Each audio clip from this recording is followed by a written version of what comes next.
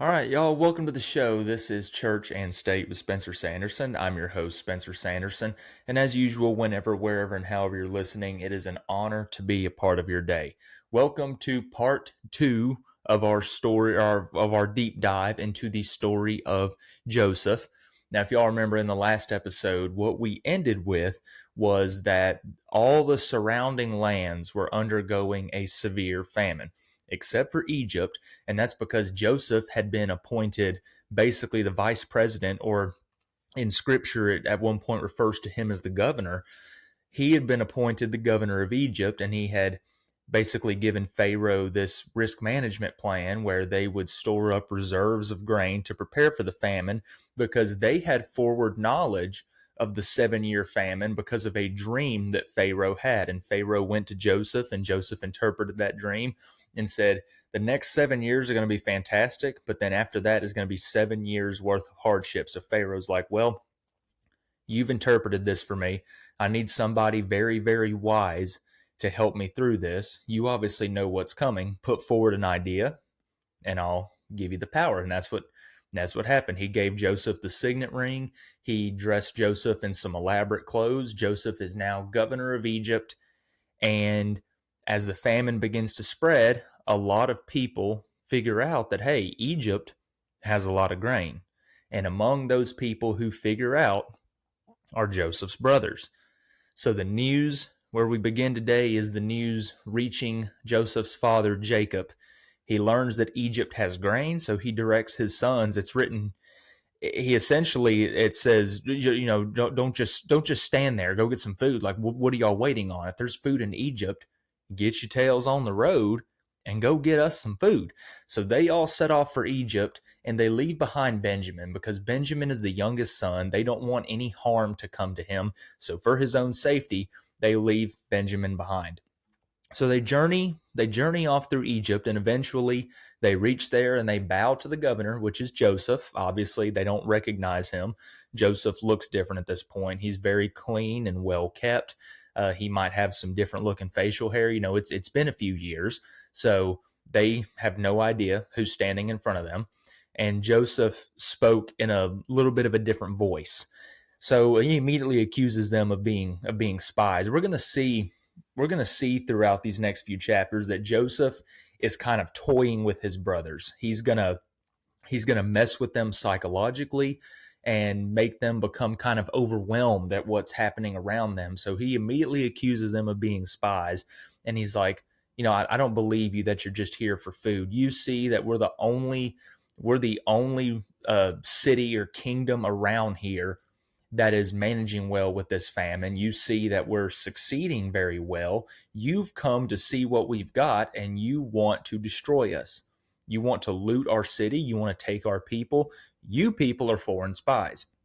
And they immediately reply like, no, we promise you. We're honest men. We have just merely come to buy grain. That is all we seek. But Joseph kind of doubles down, and he's like, no, I don't believe y'all. Y'all are spies. You have no business being here. And he tells them, how about this? If you're not spies, you need to bring forth your youngest brother. He will be put into custody for 3 days. And then after the 3 days, if you leave one of your own behind in jail, if one of y'all takes the place of your youngest, the rest of y'all can go. The rest of y'all can live. Y'all can go and take the grain. Joseph obviously knows that they're not going to be able to bring forward their youngest brother because he sees that Benjamin's not there. So this is the first time where Joseph kind of plays a little mind game with them. And he says, how about this? Also, if you are not able to present your youngest brother, then you're all going to die. So he's essentially asking them to hand over their youngest brother as a sort of collateral for the grain. It's kind of like leaving collateral for taking out a loan. You give me your son, or your youngest brother, I'll hold him here, and I give y'all what you need, and you can go on your merry way. So the brothers kind of step away for a bit, talk amongst themselves, and it's written that they quarreled because they thought that this was their punishment for their treatment of Joseph. They feel like that this is some sort of divine punishment that they're not able to get the grain. And Reuben, if y'all remember, Reuben was the one who was compassionate and brought forward the idea, in the last episode, let's not kill Joseph. Let's just strip him and leave his body. We don't need to kill our own brother. After all, he is our own blood. So Reuben in this moment kind of pipes up and he's like, I told y'all so. Said this would happen. We shouldn't have mistreated our brother this way. And as Joseph watches all this going on, watches them fight, trying to figure out what to do, for the first time, and he'll do this multiple times throughout this story, he steps away and just weeps because he sees directly in front of him his family starting to regret their decisions, starting to fight amongst each other, and he can't really do nothing about it because he's still maintaining his disguise as governor. He's still maintaining his disguise as somebody that's not Joseph, not one of their brothers. They've got no clue who he is. So Joseph eventually orders their grain bags to be filled after they volunteer to bring forward Simeon. They're like, we don't have our youngest, but we can leave Simeon here with you, and you can hold him while we take our grain back. And Joseph accepts this because obviously he knew this was a no-win scenario. Benjamin wasn't with them. He knew they weren't going to be able to uphold their end of the deal, but he wasn't going to order the slaughter of 10 of his brothers in front of him. So he accepts Simeon. He fills their bags with grain, but he also orders that their bags also be filled with the silver that they offered as payment. So he does this. The brothers take off back towards the house of Jacob. And along the way, they realize that their silver is still in their sacks. So they basically got all the grain for free and got their money returned. And it's written that they began to tremble and were basically all saying, what is this that God has done to us? So another instance of them thinking that the Lord is working to kind of punish them and mess with their heads because of how they treated Joseph. So they return the rest of the way and they tell their father Jacob everything that's happened. And Jacob he gets really angry by this because he's like, look, Joseph is gone. Now you've allowed Simeon to be taken captive in Egypt. And now you've come back here and you want to take my youngest son, Benjamin, back with you to also hand him over to the Egyptians. I've already lost Joseph. I've lost Simeon. I'm about to lose Benjamin. I mean, I'm losing kids one by one. This is not okay. And he cries out, everything has been taken from me. So Reuben, who, like I said before, is one of the more compassionate among the brothers, he says, how about this? You can put both of my own sons to death if Benjamin is harmed. That's my guarantee to you. Let us take Benjamin with us. And if we fail, you can put my children to death. But Jacob still refuses. He's like, no, he's the youngest one. I'm not going to allow my youngest child to be harmed. So eventually, they had depleted all of their grain, everything that Joseph had given them the first batch. They had run through all of their supplies and they needed more. And Judah pipes up and says, look, if you want more grain, if you want this household to survive, our only option is to bring Benjamin with us. If we don't bring Benjamin to Egypt with us, we're not going to be able to buy any grain. So Jacob eventually allows this, but he tells the brothers to go with a gift. So he's going to offer produce from their land because there's a widespread famine. Everywhere is struggling, but the land is not completely barren. They still have assets. They still have livestock. They still have some crops. So he's like, you need to take some of this to Egypt as a gift. And you also need to take double the silver because you didn't pay for the first batch of grain. So you're going to take that payment with you and also payment for a second batch. So he does this because he thinks, obviously, they gave you back your silver by mistake. So you need to right the wrongs. You need to make things right and bring back the proper amount of payment. So they return to Egypt. And then when they get there, Joseph invites all of his brothers into his house for a meal. And at this point, the brothers get worried. They're like, oh, he's about to kill us. Because twice now, he's accused us of being foreign spies. He's going to bring us into his home, into this confined space, and we're going to get ambushed, and we're all going to die. So the brothers kind of explain to Joseph the issue with the silver. They're like, hey, you accidentally gave us our money back the first time, so here it is. This was supposed to go to you.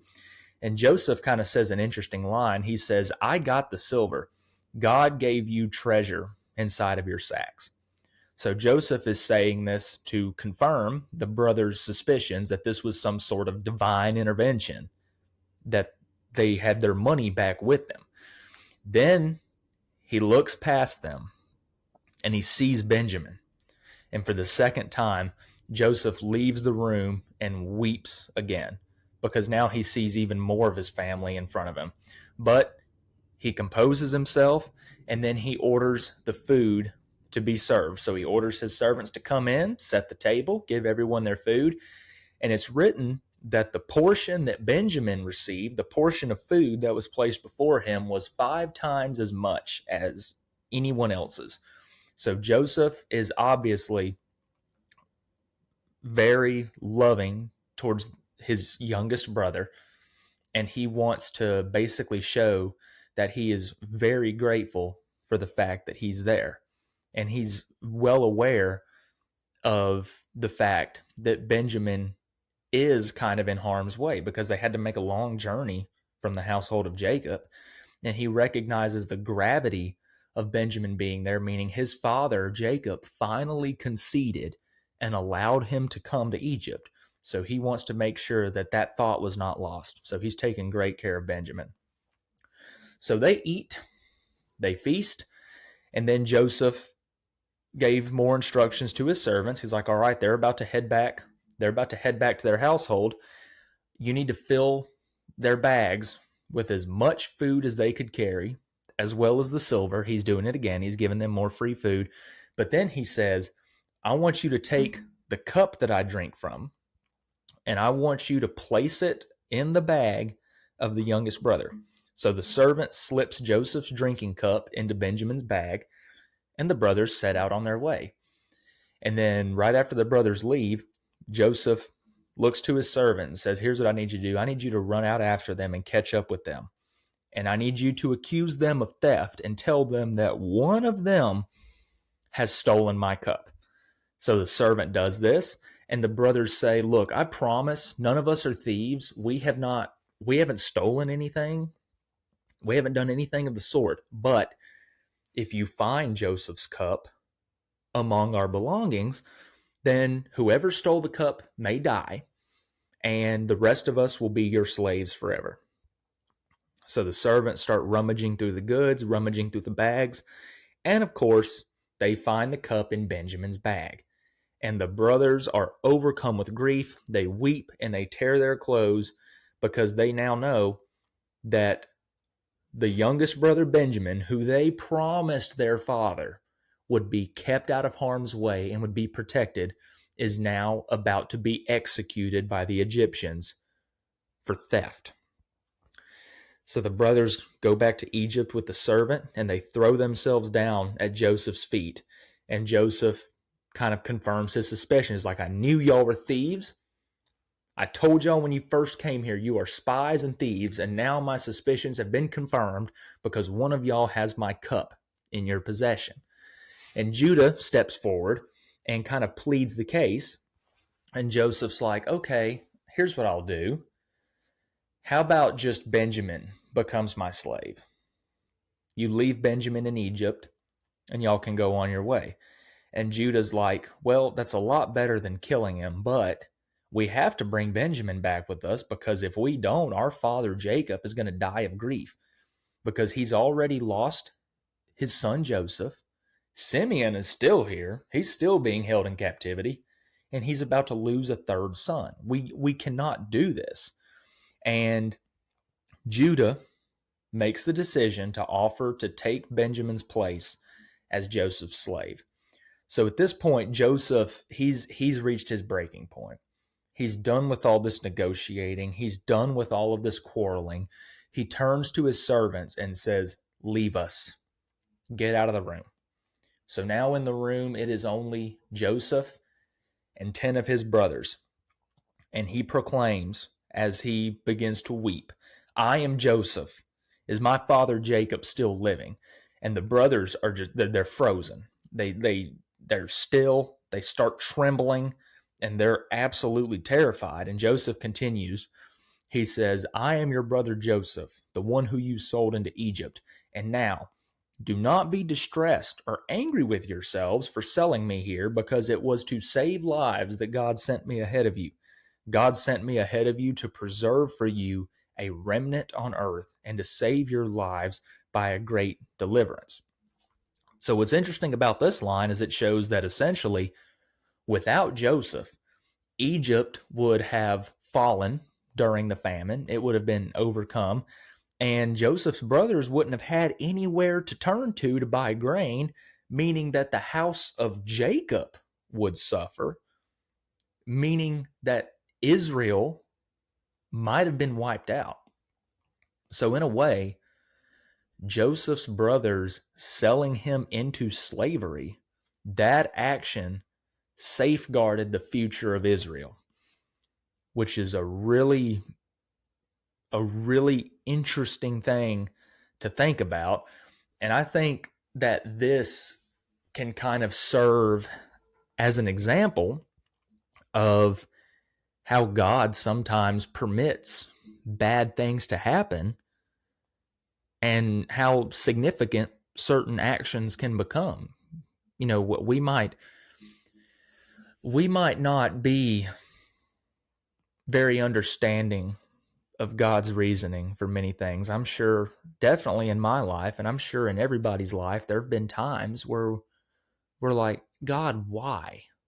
Why have you allowed this to happen? Why have you done this to me? But we see in the story of Joseph being sold into slavery was an awful thing to happen for Jacob's family. For a while, it was a bad thing to happen to Joseph until he was appointed governor of Egypt. But because of their actions, not only was Egypt protected, but Israel was protected, and it allowed Jacob's family to continue to multiply, to continue to have descendants, and to grow into the nation of Israel. So he orders his brothers, after this revelation, to go back to his father Jacob and to bring the entire family over to Egypt. And he says, look, y'all can live here. You will live in peace and you will survive the next 5 years of famine, because this is during the second year of the famine. So we still got 5 years to go, because remember, there's going to be 7 years of famine. There's going to be 7 years of hardship. He's like, I want to make sure that y'all are completely protected. So bring the crew here. Everyone march on over. He sends his brothers off, and it's written that once again, he gives Benjamin 5 times as many provisions for the journey as anyone else. So they finally get back to Jacob and report this to him. And Jacob proclaims, I'm convinced my son Joseph is alive, and I will go and see him before I die. So Jacob gathers his family, which it's written that his family in total was 70 people, but he brought 66 with them because Joseph and his children are in Egypt. Simeon is still in Egypt. So there were 66 people that came with Jacob on the journey to Egypt.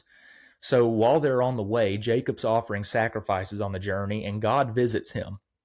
And God says, do not be afraid to go down into Egypt, for I will make you into a great nation there. I will go down to Egypt with you, and I will surely bring you back again. And Joseph's own hand will close your eyes. So that second to last sentence there, I will surely bring you back again. Keep that in mind. That's going to be fulfilled in an interesting way later on down the road. He's saying, I'll be with you as you go to Egypt, and I will bring you back to your original homeland. So they arrive in Egypt, and Joseph throws his arms around his father when they all arrive, and they weep together. So then Joseph says, I appreciate that y'all are all here. I'm overjoyed to see my family here. So he's going to go to Pharaoh, and he's going to report the arrival of his family, and he tells his family to proclaim themselves to Pharaoh as shepherds. And that's interesting because it's written that all shepherds are detestable to the Egyptians. So because the shepherds were seen as a lower class, they were going to be allowed to settle in the region of Goshen, which is still under Egyptian control, but they will be outside of the main city. So it's like they'll kind of have they'll have their own community where they can live amongst each other, among their own people, and still grow and thrive. But Pharaoh, seeing what a great person Joseph is, he's like, well, Joseph, I trust you. If you can vouch for the character of the rest of your brothers and for some members of your family, I'm going to put some of your brothers in charge of my own livestock. I need help as well. I'm going to put them in charge of my household. So after this, as the days and the months and the years went on, the famine became so severe that now Egypt began to struggle. People were going to buy grain all the time, and pretty soon all the money was gone because everyone had spent the money on grain. So after this, since Egypt still has some reserves, Joseph starts to allow livestock as payment. He's like, well, if you can't give me shekels, give me sheep. And the people, after this, they tell Joseph, look, all of our money is gone, and now all of our livestock is gone, but we still need grain. So the people decide, we're going to offer to sell our land to Pharaoh, and by doing this, we will place ourselves in bondage to Pharaoh. Joseph accepts this, and pretty soon, the entire land of Egypt is now not just under control of Pharaoh, but owned by Pharaoh. And every Egyptian becomes a servant of Pharaoh. Now, it's written that the only land that was left remaining that was not sold to Pharaoh was the land of the priests, because it says that they received a regular allotment from Pharaoh. So the land of the priest was a special area. After this, since the land is owned by Pharaoh, people are still living among it, people are still farming it, but Pharaoh owns the land. So Joseph incorporates a 20% nationwide tax on all the fruits of the land. If you've got a field and you grow 1,000 bushels of barley, you give 200 of those bushels to Pharaoh. If you grow 100 calves in a pasture land, you give 20 of those calves to Pharaoh. So Joseph incorporates that 20% tax, and only the priests were exempt from this because they still retained ownership of their land. So the Israelites became fruitful in the region of Goshen that they settled in. They multiplied greatly. And Jacob at one point ordered Joseph to come to him, and he made Joseph swear that he would bury him in the land of his ancestors and not in the land of Egypt, because Jacob knows he is close to death. So remember what I said earlier when God said, I will be with you on your way to Egypt and I will bring you back. Jacob will be brought back to his house, but it will be in death. Jacob will pass away in Egypt, and his body will be brought back to the land of his ancestors, and he'll be buried there. So as we move to chapter 48, Joseph brings his two sons, whose names are Manasseh and Ephraim,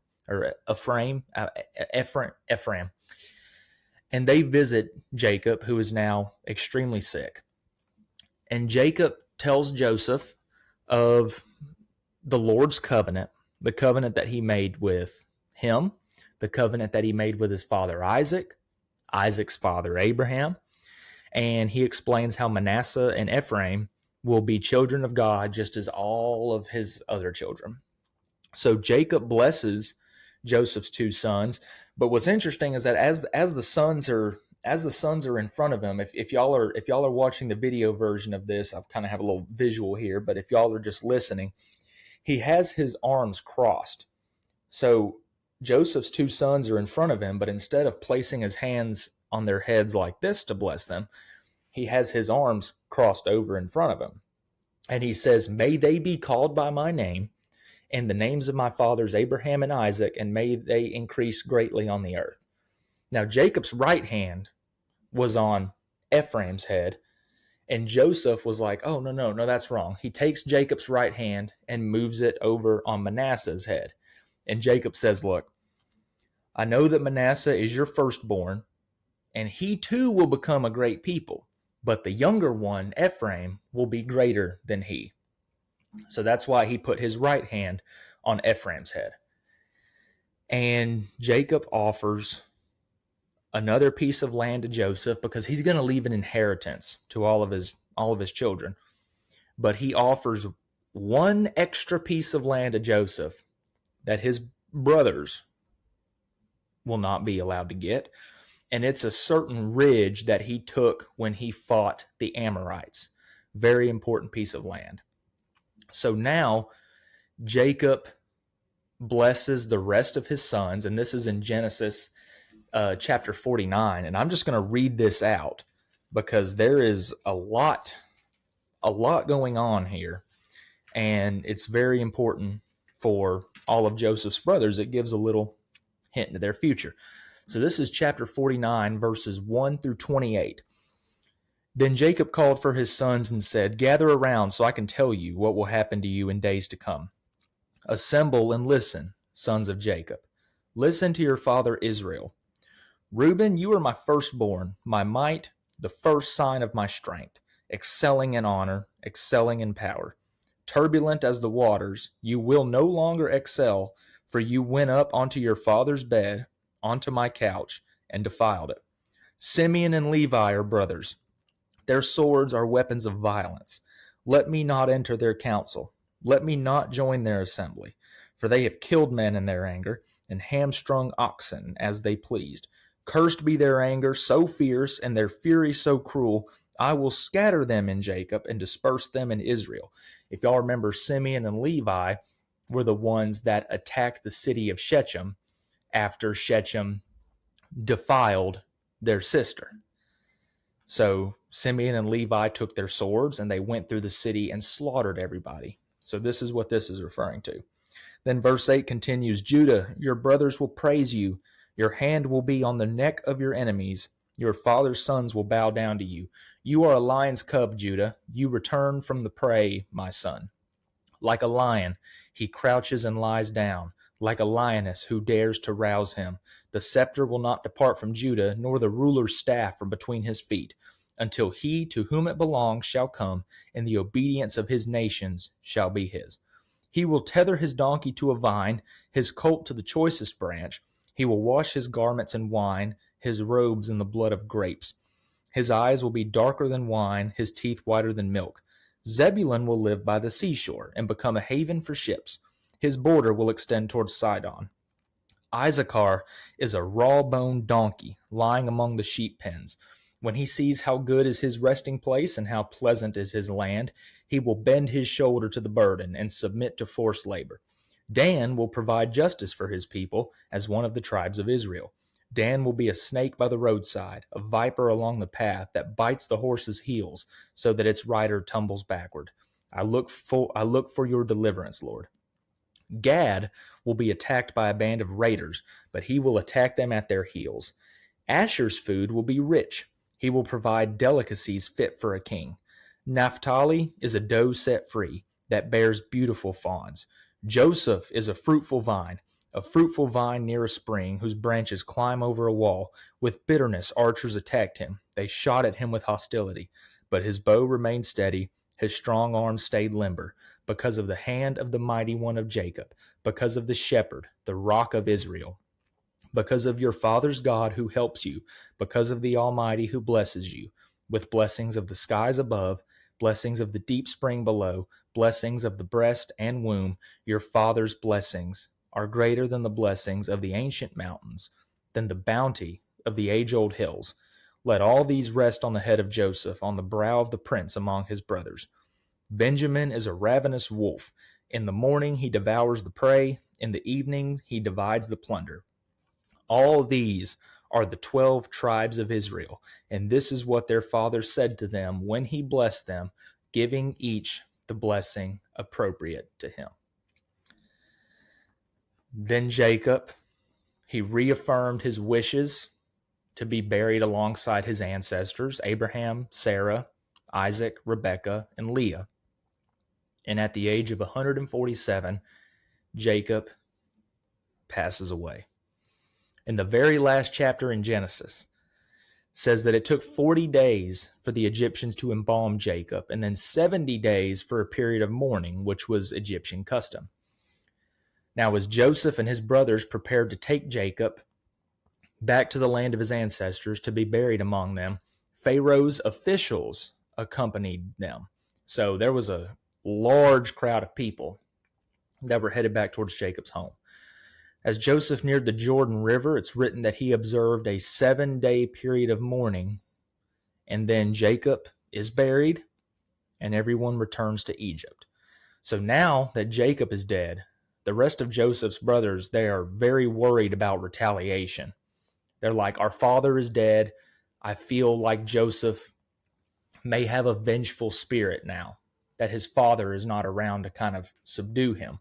So they send a message, which to my interpretation is most likely fabricated. I could see Jacob saying this, but it's not written anywhere that he specifically said this. I believe that this is a message that is fabricated out of fear from Joseph's brothers. But they send a message to Joseph saying that Jacob ordered before his death for Joseph to forgive his brothers. Joseph receives the message and he tells them, look, I will provide for you and protect you. You have nothing to fear. So it's written that Joseph lived for 110 years, and he saw the third generation of Ephraim's children. So it would be his great, great, great grandchildren, I believe. Or no, great, great grandchildren. He saw his great, great grandchildren.